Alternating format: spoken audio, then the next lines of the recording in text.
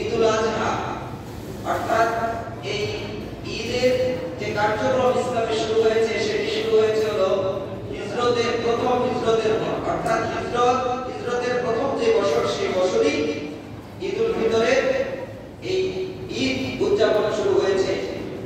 মক্কি জীবনে রাসূলুল্লাহ সাল্লাল্লাহু আলাইহি ওয়াসাল্লাম যখন মক্কায় ছিলেন তখন এটা সেই সময় সিয়াম এবং ঈদ এই দুটি বিষয় সেই সময়ও ইসলাম আল্লাহর পক্ষ থেকে বিধান নাযিল হয়নি। সম্মানিত উপস্থিতি, আনাস রাদিয়াল্লাহু তাআলা আনহু থেকে বর্ণিত একটি হাদিস, তিনি বলেছেন রাসূলুল্লাহ সাল্লাল্লাহু আলাইহি ওয়াসাল্লাম যখন মদিনায় এসেছেন, মদিনায় আসার পরে সেখানে তার সামনে পূর্বের লোকেরা এক দুটি দিন পালন করছেন, উদযাপন করছেন। এমন অবস্থায় আল্লাহ রাসূল তাদেরকে জিজ্ঞাসা করলেন, তোমরা এই দুটি দিন কি হিসাবে পালন করছো? তখন তারা বলল যে আমরা ইসলামের পূর্বে জাহিলিয়াতের যুগে আমাদের এই দুটি দিন নির্ধারণ করা হয়েছে পূর্বের ধর্ম অনুযায়ী, সেজন্য আমরা এই দুটি দিনে আনন্দ উল্লাস করে থাকি। আল্লাহ রাসূল সাল্লাল্লাহু আলাইহি ওয়াসাল্লাম সাহাবীদের উদ্দেশ্যে বললেন, এটা তো আল্লাহ রাসূল সাল্লাল্লাহু আলাইহি ওয়াসাল্লাম সাহাবীদেরকে লক্ষ্য করে দেখলেন যে সাহাবীদের মনটা নষ্ট হয়ে গেছে, তারা মনপূর্ণ যে আমাদের এরকম উদযাপনের দিন নেই।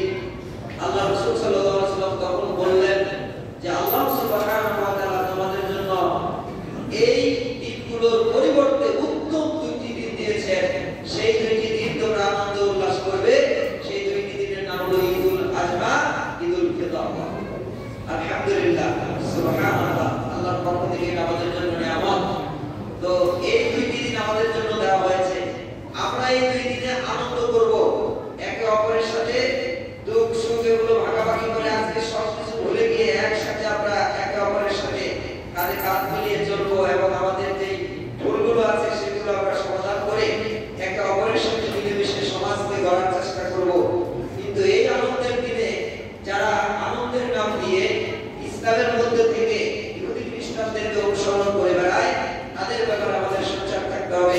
আমার আপনার ছেলে মেয়েরা আনন্দের দিনকে লক্ষ্য করে ইহুদি খ্রিস্টানরা যেভাবে এই দিনগুলো তাদের উদযাপন করে থাকে, ঠিক একই রকম ভাবে আমাদের ছেলে মেয়েরা উদযাপন করে। আজকে এই ঈদুল ফিতরের দিনে অত্যন্ত গুরুত্বপূর্ণ এই দামি দিনে মুসলিমদের জন্য সবচেয়ে আনন্দদায়ক এই দিনে দেখবেন যে অসংখ্য অগণিত মুসলমান ভাই ও বোনেরা বিভিন্ন বেহায়াপনা, অশ্লীলতা, জুয়া, মদ, যত প্রকারের খারাপ কিছু আছে এগুলোতে লিপিবদ্ধ হয়। আমার আপনার মা বোনরা রাস্তায় উলঙ্গ হয়ে বের হয়, উলঙ্গ পোশাক পরে তারা বের হয়, যাদেরকে দেখলে আমাদের গুনাহ হয়।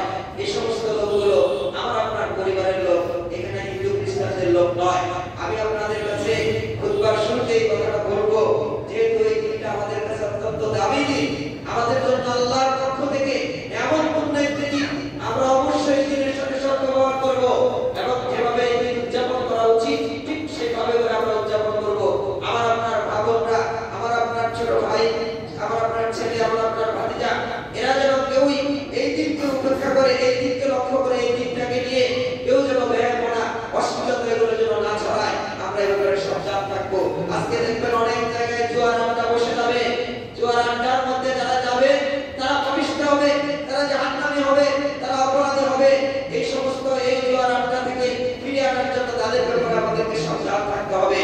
সম্মানিত উপস্থিতি, রাসূলুল্লাহ সাল্লাল্লাহু আলাইহি ওয়াসাল্লাম সহিহুল বুখারী 2685 নং হাদিসের মধ্যে ঘোষণা করে বলেন, মান সামা ইয়াওমান ফি সাবিলিল্লাহ, যে ব্যক্তি আল্লাহর রাস্তায় আল্লাহর জন্য একদিন সিয়াম পালন করে, আল্লাহ সুবহানাহু ওয়া তাআলা তার মাঝে এবং জাহান্নামের মাঝে একটি বিশাল গর্ত সৃষ্টি করে দেন, অনেক বড় ধরনের একটি গর্ত তৈরি করে দেন, যা আল্লাহ রাসূল বলেছেন আসমান এবং জমিনের মাঝে যত দূরত্ব আছে এত দূরত্বের সমান। সুবহানাল্লাহ। আমরা রমজান মাসে সিয়াম পালন করেছি, এই রমজান আমাদেরকে ধৈর্য শিক্ষা দিয়েছে, এই রমজান আমাদেরকে সংযমশীলতার শিক্ষা দিয়েছে, এই রমজান আমাদেরকে সকল প্রকার অশ্লীলতা, সকল প্রকার খারাপ কাজ থেকে বিরত থাকার শিক্ষা দিয়েছে, এই রমজান আমাদেরকে ঠিক টাইম সালাত আদায় করার শিক্ষা দিয়েছে, এই রমজান কিভাবে আমাদেরকে সিয়াম রাখতে হবে সেটা শিক্ষা দিয়েছে,